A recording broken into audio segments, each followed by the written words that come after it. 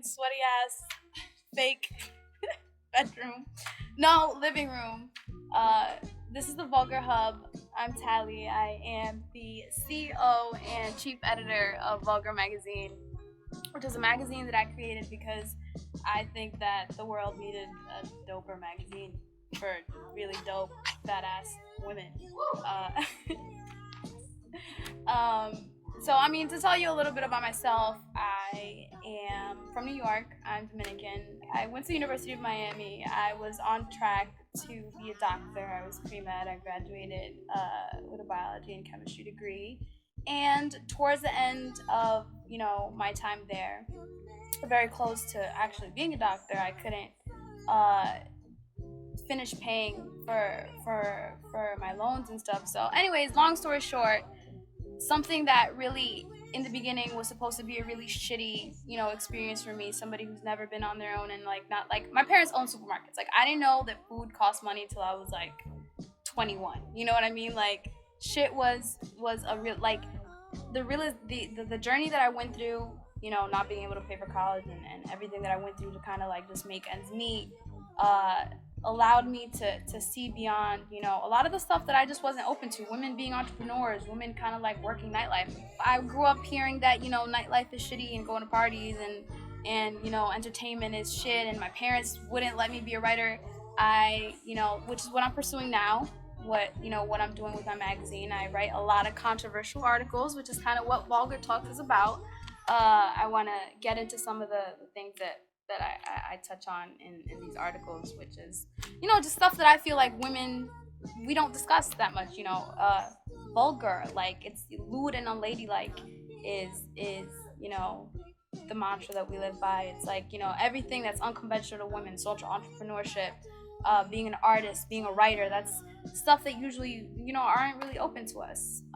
Not that they're not open to us, but we don't really uh, promote it to women. And I kind of want to have a platform where we, encourage women to be badass and go their own way and believe in themselves and don't just, think about when am I going to get married or, being a lawyer or a doctor or things that are very conventional for us. I think we're way past that. And Vulgar Magazine, I think, is a step in that direction. So let's get started. Subscribe, by the way, because I think, it's gonna get fucking good. We're gonna talk about some stuff, and if you're badass and you're a girl, I think that you should keep tuning in. So subscribe. Let me introduce Dragon. Dragon likes to take naps, and he's gonna be helping us. He goes everywhere I go. And Crystal, who is off camera, my bestest friend and business partner. Hey girl, hey. She right lucky that she's off camera, she's not sweating balls off over here, but she's gonna be, kind of helping me go through some of the topics that we talk about. So one of the articles that I wrote is called What Men Know That Women Don't. And I think it just, what I try to do with a lot of my articles is look at things a different way, kind of a new way.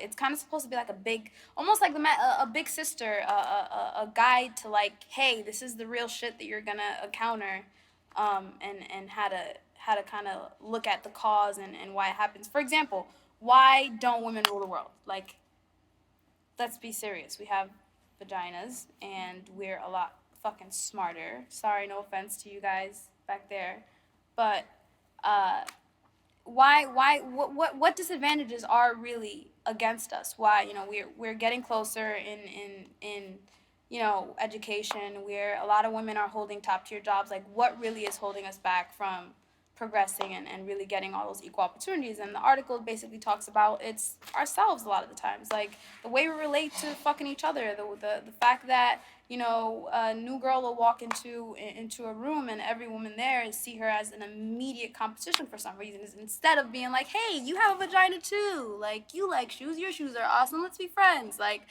there's so much untapped potential in just like getting along with each other. And I think that's what I was trying to say in that particular article is what men know is that why not get along with each other? Like, why, men, I've seen the boys club. One part of being an entrepreneur is I've seen the boys club in business. I see how guys literally seek out other guys to make money. They seek out other guys to build relationships and build their empires. And women, we're over here like, oh, who's gonna be my next, why is she sleeping with my boyfriend? Like, fuck that. Are you okay? Like, fuck that. Like, what do you care? More men can like put away all the pettiness to make money and to make moves, and I feel like that was an article to be just like an eye opener to women to like fuck all the petty shit. I know we personally have gone through the episodes every now and then. It's cool, little sisterly love. Little episodes where we get competitive and stuff, and we kind of have to like stop ourselves and keep each other in check. Yeah. I mean, one of the coolest things that I've been able to do is get in business with another woman, and that's been an amazing experience. And I think that not enough of us try to do that. So it's a huge learning experience too. Yeah. No, I mean, there's so much power in that. Like, if there's a boys' club, there should be a girls' club too. Like, we should be sticking together and helping each other and thinking, hey, Absolutely. Yo, how can I? She's dope like this. Instead of hating on that, how can I use that for myself to build my brand or make money myself? Fuck boy. Ooh, I like this You article. Want to talk about this? Yes, I do. A lot of the questions that I get and a lot of the comments that I got on an article that I wrote about fuckboys. I made 10 types. And it's meant to be kind of like a guide, again, kind of like a big sister to girls out here or out here in the dating world, like shit to kind of look out for. It's like the top 10, right? The typical quote-unquote fuckboys. Yeah, the stereotypes. The top types of fuckboys. Like, what was one of the... We had the vain one, the guy that always takes too many selfies. Oh, we love those. Yes. Okay. So one of the types that I said is the guy that takes too many fucking selfies, and I'm gonna be straight up. Like, this is sexist. Like, I'm being sexist as fuck by this. Like, this is the one like double standard that exists. Like, if you're a guy, you're not allowed to have your Instagram or your social media full of fucking selfies. Is this the same guy that takes the selfie out during the dinner table? Oh my fucking God! Or takes pictures of his food? Yeah. No, no, of himself. At the dinner table? What? Yes. You had a guy doing that? Yes, I had. Like, wait, in the middle of dinner? Well, it was not like really like a selfie person. It was a Snapchat, but like the turnaround kind of thing. Like, look at me, I'm here. Girls take selfies all the time. It's more the guys that have more selfies on their social media and just on their phones and stuff. Besides like pictures of their family, pictures of friends, and pictures of stuff. Usually, when that happens, there's some shady reason as to why that is. What exactly is a fuckboy to you? Because I have my own definition. I got several definitions. What's your definition? We can go through 10 right now off the magazine, or off your article.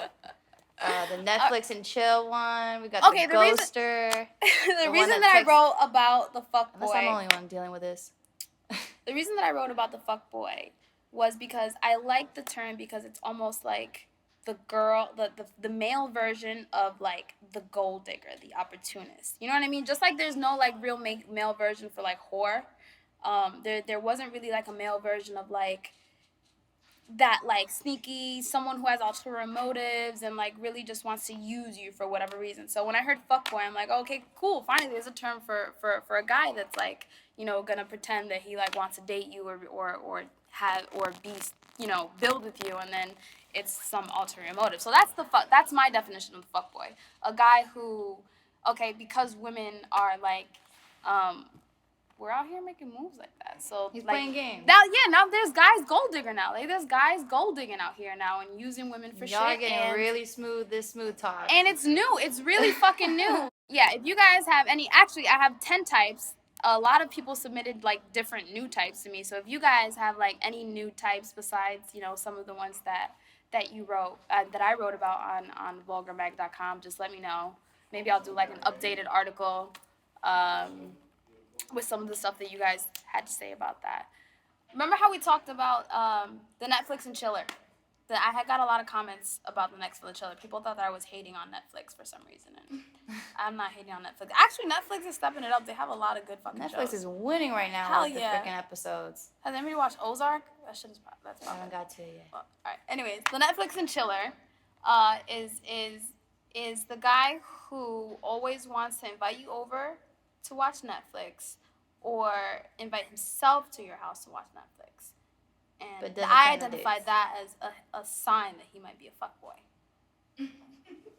That's a really big sign that he's a fuckboy. The Netflix and Chill is basically a guy who like goes out with his friends. Nothing is wrong with Netflix and Chill, but if a guy is constantly going out with his friends and constantly going out with regular people doing regular shit, but when it comes to you, all he wants to do is watch Netflix and chill, like, all he wants to do is fucking try to grab your pussy 10 minutes into Narcos. Like, it gets fucking annoying, and it's tiring, and he's just trying to fucking waste your fucking time. Like, damn. Trying to watch my... I can Netflix and chill at fucking home. The intro to Narcos, though, I mean, it's a little spicy. Y'all, that shit is sexy. So Netflix and chilling with Narcos can lead to some things. It's always this is the same fucking shit. What's another one, though? So we have the Netflix and chill guy, the guy that only the comes Mr. Right Now. To chill. This one I think is the most common and the most fucking annoying. The Mr. Right Now. The Mr. Right Now is a dude that, like, acts like he always wants to see you and really fucking likes you, but he always wants to do it, like, right now. He never wants to make... You know, like, yo, you want to go to the movies tomorrow? Oh, no, I got da-da-da. No, but he wants to chill. But when he wants to chill, he's like, yo, that's the guy that texts you at 3 in the morning. What you doing? Like, you know what the fuck I'm doing. Like, it's 3 a.m. I'm either working or fucking sleeping. But still, like, that's the guy that just, he wants to waste your time. He doesn't have any regard for your time or your fucking schedule at all. And he's usually really fucking pushy. So the Mr. Right Now guy, he hits you up random hours, but he only hits you up when it's convenient for him. Yeah, when it's convenient for him. And it's just usually that's a guy that like has some ulterior motive and has something that he just wants to invest as little of himself as possible into the relationship. So it's like, fuck your schedule. Fuck your job. That shit is the shit that annoys the shit out of me. How do you deal with that, though? Like have you dealt with it? Like, you've dealt with it personally before? Yeah, like, yo, I have bills to pay. I got shit to do. Like, why is your work and you're like, okay, guys are so, like, fuckboys. Not all guys. Sorry, not all guys.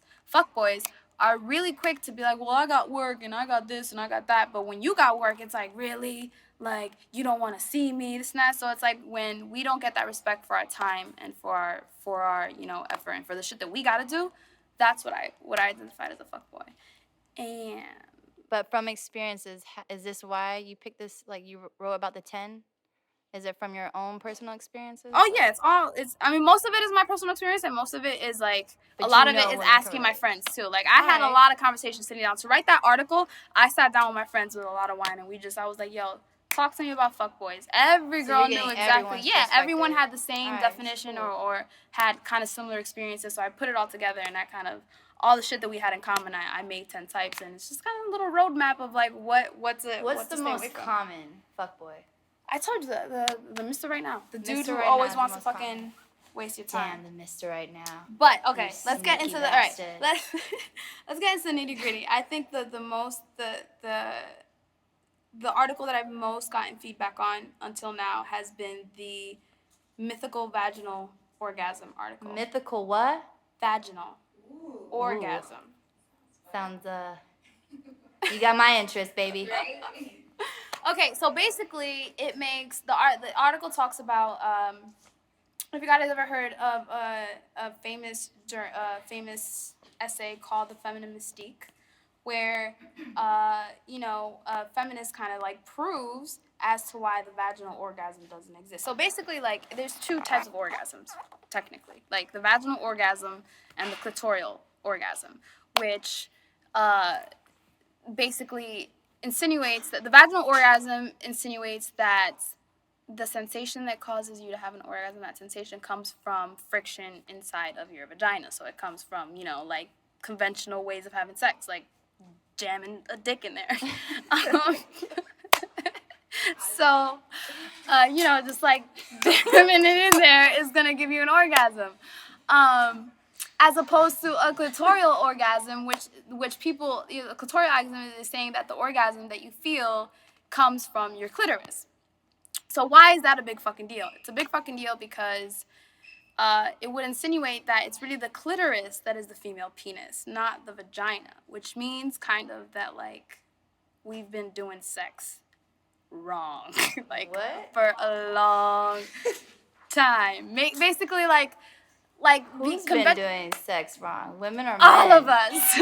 I'm just kidding. No, I mean, men have been doing it right for them. They're jamming their shit in there and fucking, yeah, that's the right way to do it for them. But, like, for us, yeah, like, basically there's no scientific evidence that says that there's any sensation inside, and I did my own research on that. And yeah, there's a little bit of shut up.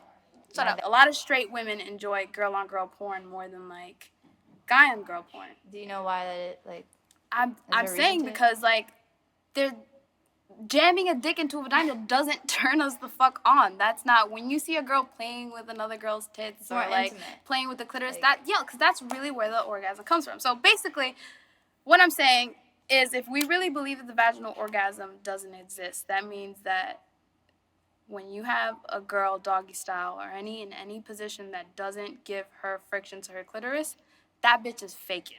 Like, that bitch is fucking there. Like, because there's actual scientific, evidence to support the vagina. What you guys? Why am I talking to guys?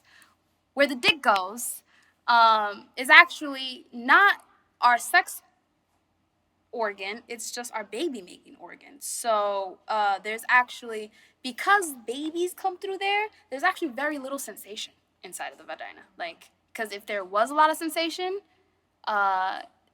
yeah, a childbirth would be like, I mean, it already is fucking painful, but it would be almost impossible. If you actually had nerves running through inside of the vagina, in the way that they do in the clitoris, no, that childbirth would be like, oh my god, way worse. Way worse. I'm picturing my head right now. So there's, like, no real scientific evidence that says that actually gives us pleasure. Now, the clitoris actually does have nerves and is actually... That's a whole nother story over there. That's it. Yo, that's it. Yeah, that changed my fucking life. Like when I watch porn, I watch girls going, oh my god. So when you wrote about that, you broke it down to them, basically, like, there's two. Y'all thought there was one type of orgasm, but... Well, basically what I say in the article is, I obviously, like, as I did my research, I realized that there isn't that much evidence. There isn't that many studies on female sex in general. Like, you can't find much information on what the fuck is going on in there. Because, everything, science has been male dominated. That's the truth of it. So there's literally, like, when I started researching and started finding out that people actually fight about this, there's no, like, oh, well, this is exactly what it is. That doesn't exist. Like, some people believe in it, some people don't. That was really interesting to me. But when I did my own, I did some research here and there. And did you have a debate with, like, guys? Like, have you talked to other guys and... I mean, guys are kind of, what's crazy? Guys are really curious about it. I think guys are curious about it too. Like, they want to know, but there's just not that much enough information out there. There really isn't. There's not enough research on what the hell goes down. And honestly, also as I was researching about this and talking to women about it, a lot of women don't talk about also how much harder it is for us to orgasm, like how less often it is and why that is. And I think it comes down to not understanding the female sex that well. Like, we understand the male sex, we know how that looks like, but what is the best position for us? What really makes a girl orgasm? Like, it's not jamming a dick into a vagina, and I think that changes a lot for us. And I think that what's one of the questions people ask me is like, all right, so what do you think? Like, how do you reach your best fucking orgasm? Like, how do you? Do you want to share that to the world? Well, also towards the end of the article, I kind of made my own assessment of it, and my own assessment from experience and from talking to other women and from just also research. What I came up with is that there's only one orgasm. There's clitoral orgasm. All that sensation comes from our clitoris. It does not come from your vagina. Now, noted. However. Yeah, say it one more time. All the sensation Fellas. that a girl feels during an orgasm comes from her clitoris. Comes from the little thing on top of, like, look at a map of the vagina and find it, please. Because that's where the fucking magic happens. That little fucking spot. That's it. My assessment after research and everything was that, okay, I do believe that the G-spot is not an actual, like, thing. It's just a spot that, like, a pressure point. Kind of like if you put the pressure, that clitoral orgasm is going to be more intense. So that's the only way that you can have, like, those really crazy, like, oh my God, like, thank you, Jesus type fucking, when you're hitting the clitoris and you're hitting different pressure points. Different ones. So there's another one that's a little further back. We know what you're talking about. All women know what the fuck I'm talking about. Men don't know, but we know. So if you hit those pressure points, but you cannot hit those pressure points and not give love to the clitoris and think that anything's gonna happen. If you're just jamming your dick in there or just letting a guy do that, stop fucking faking it. Stop screaming. You are not feeling shit. Shut. You gotta go into sex with the pressure points. So yeah, that was an interesting article, and it was really controversial because it really, like, changed a lot of people. I mean, it actually had me talking about, like, female ejaculation and how that's just piss. It's not really, like. So yeah, it gets really interesting. If you guys are interested, go to vulgarmag.com and tune in for our next episode where we will tackle all other vulgar topics that us badass girls need to talk about. So see you guys next time, and don't forget to subscribe.